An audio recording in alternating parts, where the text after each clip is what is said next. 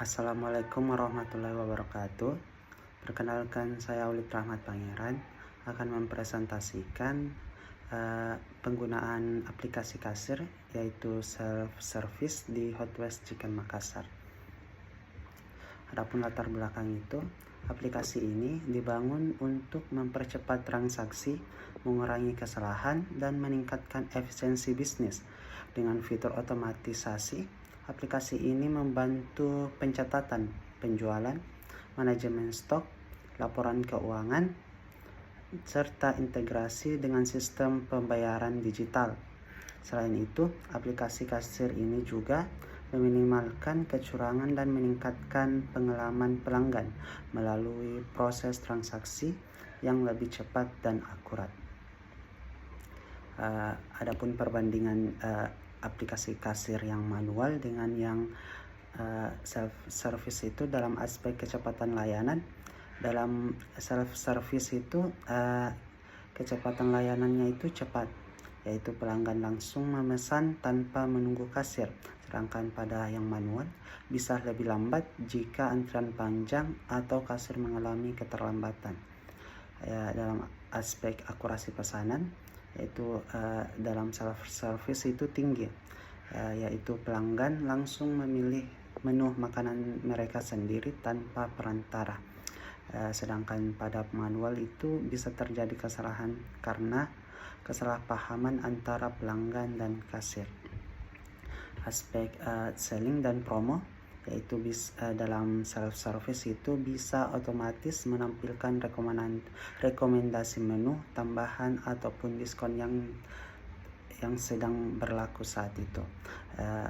Pada manual itu tergantung kemampuan kasir dalam menawarkan promo kepada pelanggan. Terakhir itu dalam aspek metode pembayaran. Dalam self-service itu kita menggunakan sistem digital seperti e-wallet, kartu kredit ataupun kris. Sedangkan pada kasir manual itu kita masih menggunakan secara tunai dan menggunakan digital juga, sehingga berisiko terjadi kesalahan dan kecurangan. Adapun cara kerja kasir manual, yang pertama itu pelanggan datang dan mengantri, selanjutnya pelanggan memesan makanan, selanjutnya kasir menginput makanan di sistem. Jika ada pertanyaan, kasir dapat merekomendasikan atau menjelaskan menu. Selanjutnya kasir menghitung total pesanan. Selanjutnya pelanggan membayar dengan tunai, kartu debit ataupun e-wallet. Jika menggunakan uang tunai, kasir memberikan kembalian jika diperlukan. Setelah itu pembayaran selesai, kasir mengirimkan pesanan ke dapur. Selanjutnya pelanggan menunggu pesanan mereka diproses, dan yang terakhir itu setelah makanan siap, pelanggan dipanggil untuk mengambilnya. Adapun cara kerja kasir self-service itu, yang pertama pelanggan memilih menu melalui layar interaktif. Yang kedua, menyesuaikan pesanan, yaitu misalnya memilih tambahan menu ataupun menghapus bahan tertentu. Selanjutnya melakukan pembayaran dengan menggunakan metode digital seperti e-wallet, kartu debit ataupun kredit ataupun kris. Selanjutnya pesanan langsung masuk ke dapur tanpa perantara kasir. Dan yang terakhir itu pelanggan menunggu pesanan selesai untuk diambil ataupun diantar. Adapun data yang dibutuhkan itu, yang pertama data produk. Data produk ini kita ada beberapa kategori. Yang pertama itu ada kategori paket, yaitu paket nasi dan ayam. Dapat dilihat di samping. Ada macam-macam produk seperti cili balado, Nashville, hot gulai, geprek, crispy ataupun spicy. Adapun pilihan kategori itu di a la carte. A la carte di sini cuman ayam saja tanpa nasi. Dengan produknya itu ada cili balado, Nashville, hot gulai, geprek, crispy dan spicy. Dan potongannya ini juga ada berbagai potongan, yaitu ada potongan dada, paha atas, sayap ataupun paha bawah dengan harga yang berbeda-beda. Di Di sini ada juga bagian kategori add-on seperti tambahan add booster, triple ataupun cheese nih. Adapun kategori snack di sini ada berbagai macam ya, seperti burger, nugget, fried skin ataupun kentang seperti cheese friend. Adapun kategori promo di sini seperti yang paket family, paket happy deals A dan sampai D, ada juga hot bucket. Selanjutnya ada kategori milk seperti durian milk, banana ataupun coklat. Di sini minumannya ada juga air mineral, dan adapun kategori soda seperti soda cola, dan terakhir itu kategori iced tea seperti big iced tea dengan harga yang berbagai macam. Selain itu adapun data yang dibutuhkan seperti data transaksi seperti ID, waktu, produk, total, dan metode pembayaran. Data yang dibutuhkan yang lain itu seperti data pelanggan, yaitu nama pelanggan, nomor pesanan ataupun riwayat pembelian, dan yang terakhir itu data laporan. Data laporan seperti penjualan, produk terlaris ataupun keuntungan. Terakhir di sini ada bagian flowchart. Saya akan menjelaskan bagian flowchart ini dimulai dari pelanggan datang, selanjutnya pelanggan memilih metode makanan seperti jika ingin makan di tempat itu dia memilih dine in, jika ingin bungkus itu dia memilih take away. Setelah itu dia memilih menu. Setelah memilih menu itu memastikan lagi pesanan yang telah dipesan agar pesanan sesuai dengan keinginan customer. Jika sesuai kita akan melanjutkannya, jika tidak itu kita akan kembali pada pilihan menu. Jika pesanan sesuai itu kita akan memilih metode pembayaran. Di sini ada 3 metode pembayaran seperti debit, e-wallet ataupun kris. Setelah itu jika setelah memilih metode pembayaran itu, misalkan di kris ini jika transaksi berhasil, saldo akan terpotong, dan setelah itu struk akan tercetak. Setelah struk itu tercetak akan flowchart ini akan selesai seperti itu. Begitu juga dengan e-wallet. Jika memilih e-wallet, setelah transaksi berhasil itu saldo akan terpotong dan dilanjutkan struk akan tercetak dan selesai. Begitu juga dengan debit. Jika transaksi sesuai,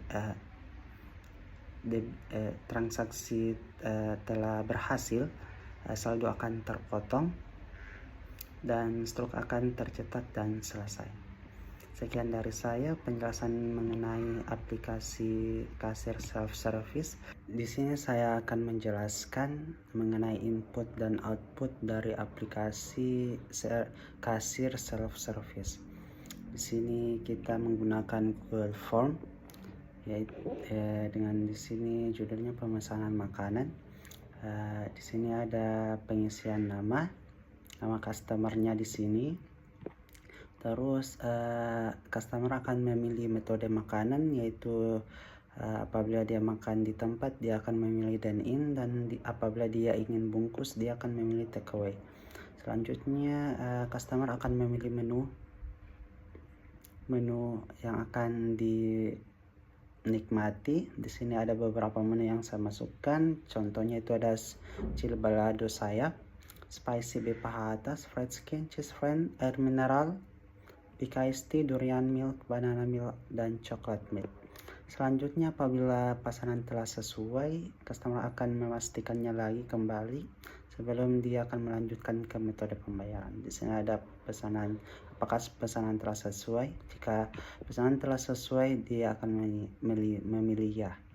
Selanjutnya, jika pesanan sesuai itu, customer akan melanjutkan pembayaran dengan metode kris, e-wallet, dan ataupun debit. Selanjutnya kita akan masuk ke inputan data dengan beberapa responden atau customer. Di sini ada 5 customer. Yang pertama di sini ada Rizka. Dia memilih metode makanan dine-in dengan menu yang dipilih itu ada 4 item, yaitu chili balado A, fried skin, cheese friend, big iced tea. Di sini pesanannya telah sesuai dengan metode pembayaran yang dipilih itu menggunakan kris. Dengan total belanjaannya di sini sebesar 58.000. 58.000 ini didapatkan dari jumlah harga yang dipilih tadi. Di sini contohnya dia tadi memilih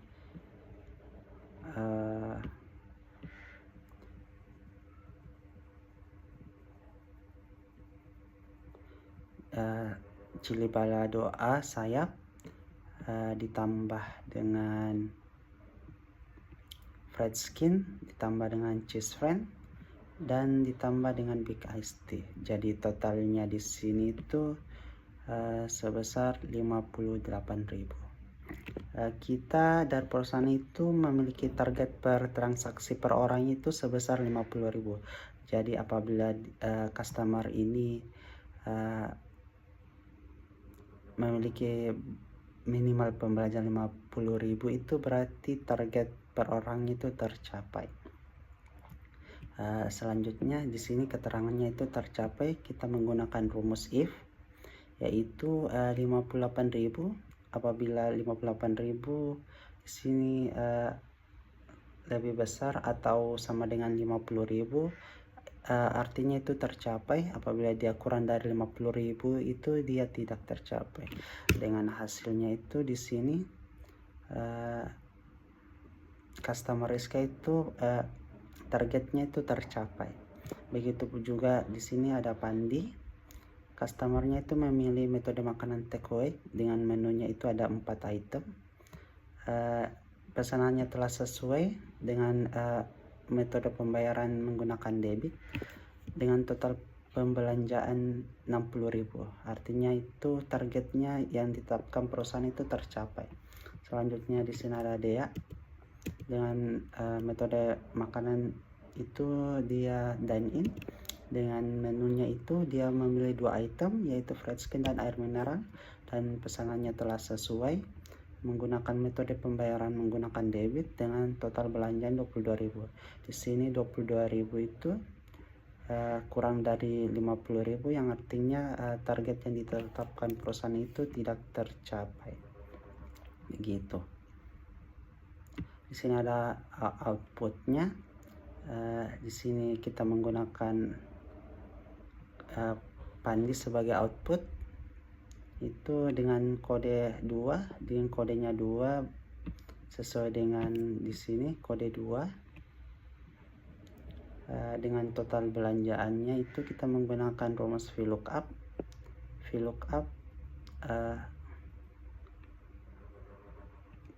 Yang ingin diketahui itu total belanjaannya. Jadi kita di sini menggunakan nomor 8 di sini. Total belanjaannya di sini. Dengan keterangannya di sini tercapai. Kita masih menggunakan rumus VLOOKUP. Sekian dari saya, kurang lebihnya mohon dimaafkan. Assalamualaikum warahmatullahi wabarakatuh.